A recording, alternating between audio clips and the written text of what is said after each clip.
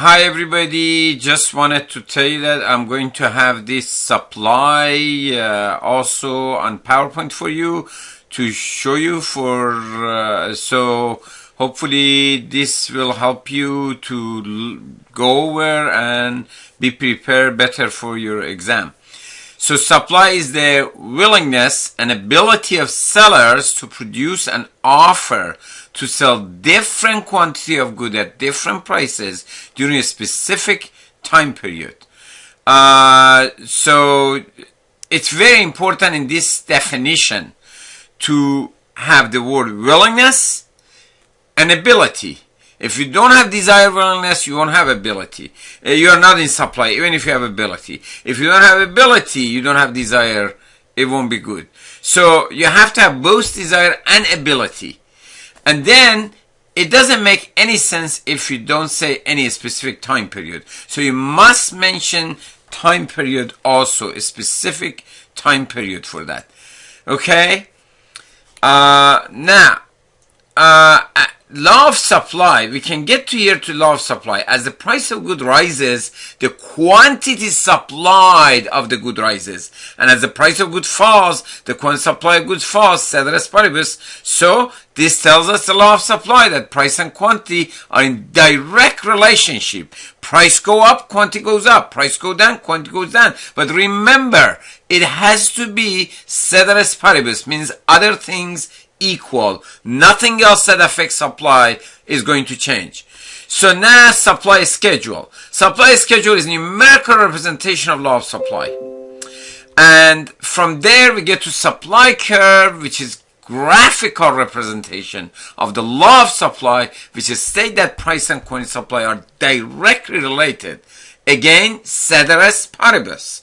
Now, what we do, we have different prices and then we have different quantity. For every price, we have a certain corresponding quantity. Like price of $4, supply is 10. Price of 3, quantity supply is 20. 2 is 30. 1 is 40. We connect them together, we get the supply curve. Now remember that this supply curve shows there is direct relation between price and quantity supply, as law of supply says, and we have to remember the slope therefore is positive. Okay? Now market supply curve is just the horizontal sum of all individual supply curves. Now deriving market supply schedule, you have different prices. You go different people, say Brown, Albert, other suppliers, so many suppliers, every suppliers. You add them up together, you get all supplies. So at different price, different supply, you get market supply, then you can graph that. Once you graph it, remember again, graph for supply. Always horizontal axis is quantity supply, always the vertical axis is price. So you graph it at every price, what are the supply, as you see, you add them up. All the supply, quantity supply, you get market supply, okay? So now, one thing you have to remember really good. There are factors that cause supply to shift. That means no movement on the curve. Non-price factor, we call it. One of them is price of relevant resource. What are relevant resources? Like land, like labor, like capital, all of those resources. Price of land, wages go up. If wage goes up, it's more expensive to produce. If it's more expensive to produce, supply will be less, supply shift to the left. On the other hand, wage goes down, supply will be more, shift to the right. Okay? Anything that makes cost of production lower will increase supply, shift it to the right. Anything that makes cost of production higher will decrease supply, shifted to the left. Technology make cost of production lower, so it will shift to the right. Number of seller, if it increases, shift to the right. If it decreases, shift to the left. Expectation of future price. Please be careful. When we say expectation of future price, we are talking about seller's point of view, not buyer's point of view. Seller's point of view is what seller thinks, not what buyer thinks. So if you, as a seller, think that the prices in the future will go down, so what do? Well, if you think the price go down, you supply more. So supply shift to the right. Because you want to take advantage of higher price right now and make more money. On the other hand, if you think prices go up in the future, you're going to supply less. Supply shift to the left right now. So it's something you have to be careful on this. Taxes and subsidies. If taxes go up, that means more costs because business sometimes cannot shift that tax to consumer. So it has to have as a cost. So that decreased supply shifted to the left. On the other hand, subsidy increased supply because subsidy is opposite of tax. It's helping paying something to producers to produce more. So subsidies will shift supply to the right. Government restrictions like import quota, licensure, or regulations. Regulations, business doesn't like it because increasing cost, increased cost. Anything increased cost, business doesn't like it. So they always resist on regulation.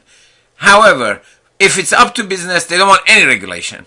But then what's regulation for? Regulation is for protection of me and you, consumers. So if government doesn't do that, who's going to protect us? Nobody. So regulation is necessary. Be careful. Just remember, regulation will be necessary for us. We got to have some regulation. If we don't have any regulation, God bless me and you, because what is business's bottom line? Business bottom line is make profit as big as they can, raise their stock price if they're a public company. So they don't want regulation, but we got to have regulation. Just remember what happened when Congress and President, the years prior to 2008, they relaxed a lot of regulation, especially for banking and mortgage companies. You know what happened? The big fiasco, financial fiasco happened. A lot of banks went under. The federal government had to bail out even the companies like Citibank, like $45 billion for Citibank, in order to bail them out to not to fail.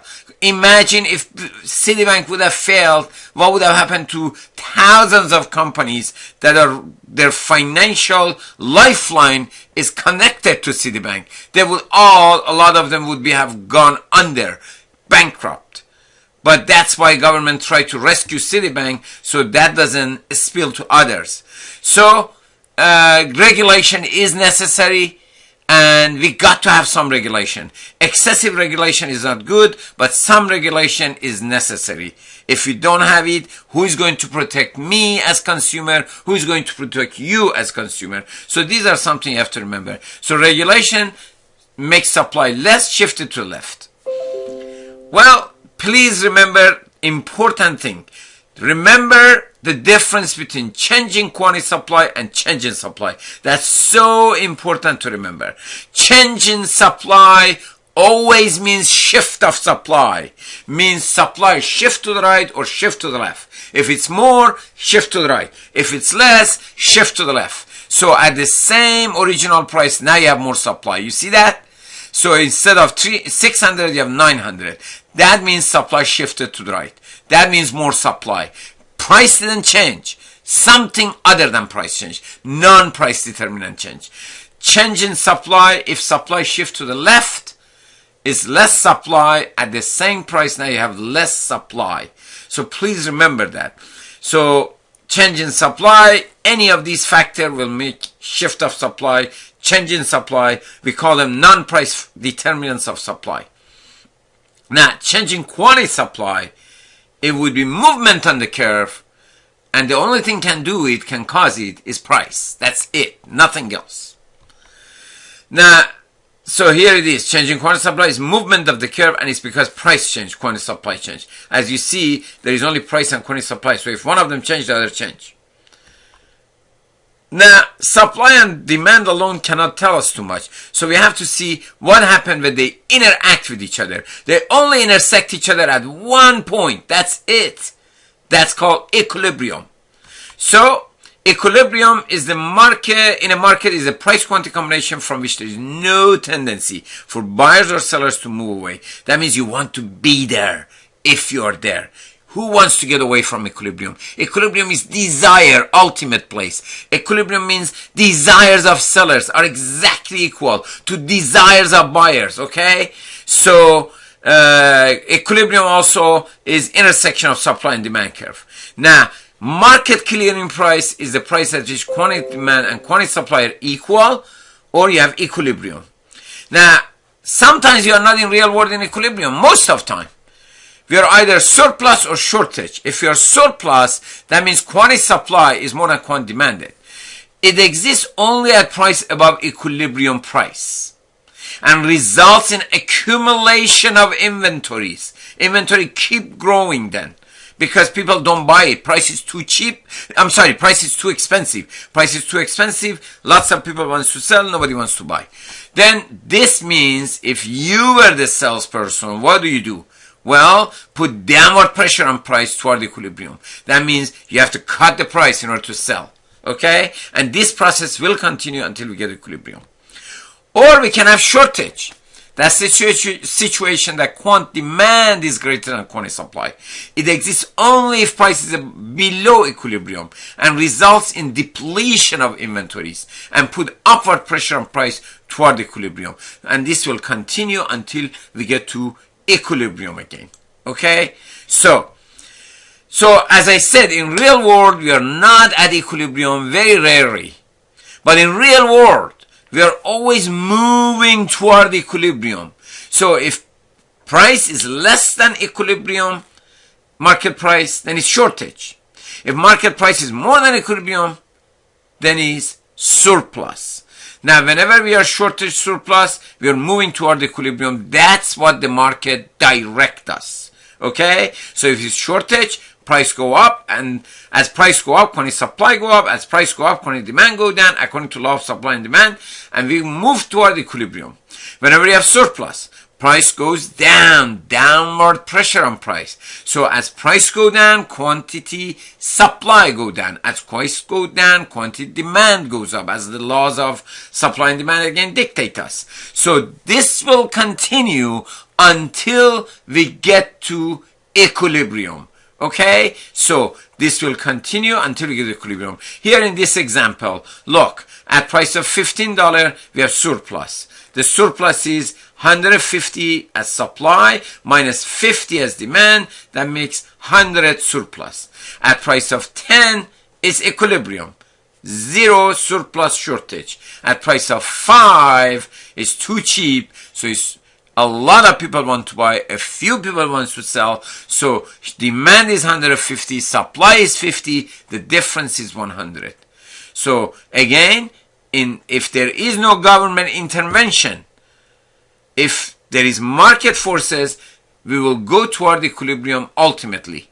And it will be continuously moving in the market until we get toward equilibrium. That's how it will happen in the real world. Okay? So this is up to here. Thank you very much. Make sure you review all of that before your test. Thank you.